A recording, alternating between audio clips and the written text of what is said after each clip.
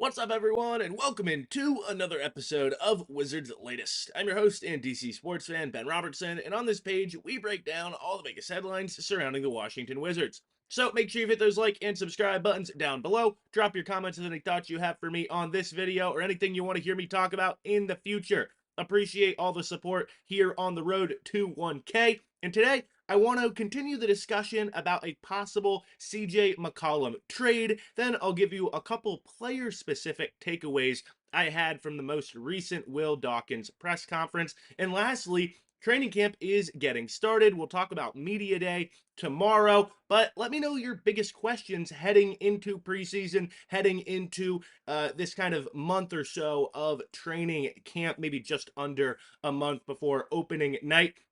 Again, guys, appreciate all the support here on the page. Keep tuning in every single weekday to Wizards Latest. And like I said, let's talk CJ McCollum. That was sort of a continuing discussion from last week. Again, not guaranteed that CJ McCollum gets traded, but right now feels like it is the expectation that he gets moved at some point during this season before the trade deadline. I closed out last week by talking about a possible Jaden Ivey deal with the Pistons, would send CJ to Detroit, pair, of course, his veteran self with a very young Cade Cunningham on kind of that rising team. And then, of course, get you a nice player there in return in Jaden Ivey. So, with that theme in mind, I've seen the idea that Houston might be interested in, making a trade because of the injury to Fred VanVleet here going into the season. He's going to miss the year. And remember, of course, Washington dealt with Houston here just this offseason. I know it got worked into the McCollum deal, ended up becoming a three-team trade, but of course, brought in Cam Whitmore from the Rockets here this summer. So again, the idea is maybe that I'm kind of seeing is that Houston might be in the mood or in the interest or have interest, I should say, to add another guard. And of course, that's where CJ McCollum would come in. Now, Washington doesn't have a ton of leverage there. Of course, McCollum is on an expiring contract, but look, the Rockets just added Kevin Durant. That's a team that when you make that move, it signals to the league, hey, we are trying to contend, and maybe they're willing to pay a little bit of a price to add some value, and of course add CJ McCollum to that lineup. So I'm looking at the roster in Houston, and who could Washington maybe be interested in return? And of course, remember with Jaden Ivey, the kind of thought process why Detroit, I should say, might be interested in shopping him around the league is because he's obviously a talented young player, but maybe on that rising squad, he's on the outside looking in sort of the future developing core. And so when I look at Houston, I was looking for a player kind of like that. And the guy that came to mind was Jabari Smith. The number 3 pick from Auburn back in 2022. He's a 6'10 power forward. Saw the minutes and role decline a little bit this past season.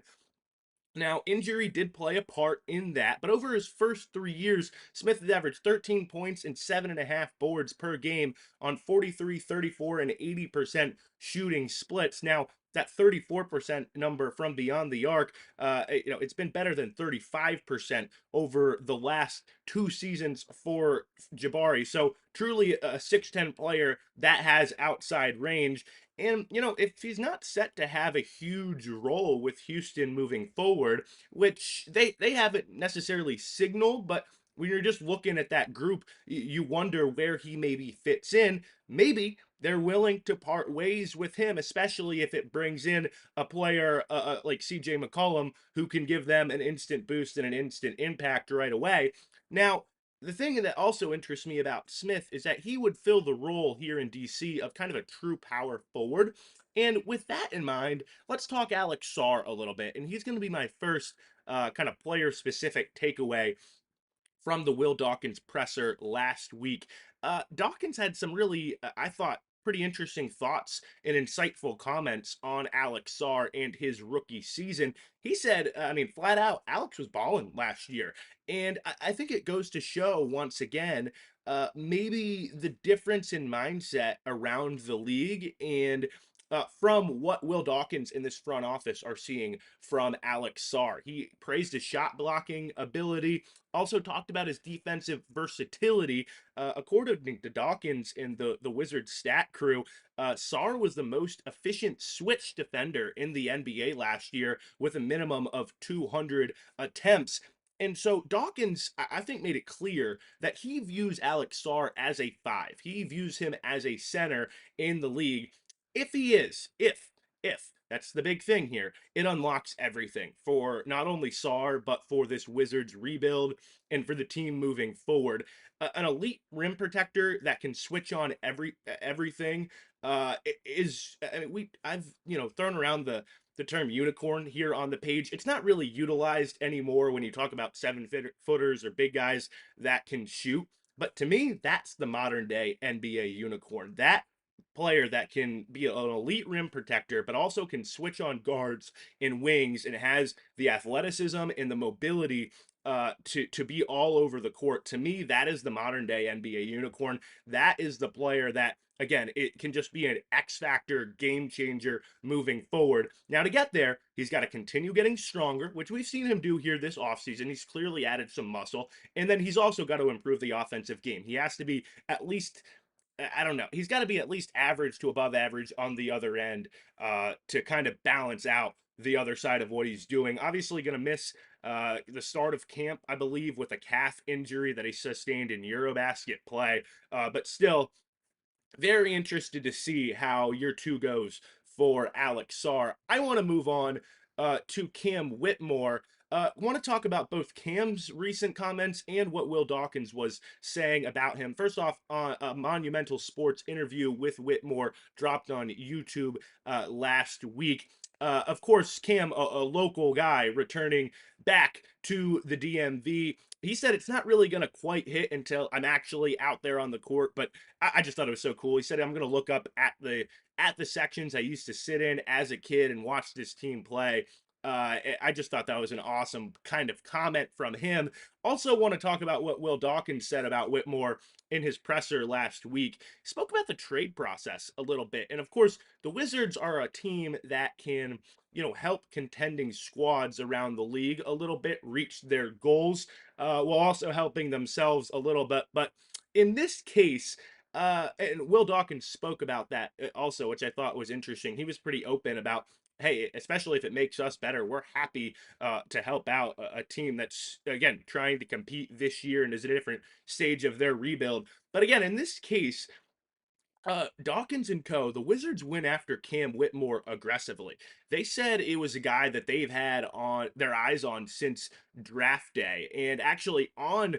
When Cam Whitmore was drafted, Will Dawkins said he was talking to him that draft day and said, "If we take you, can you handle being home?"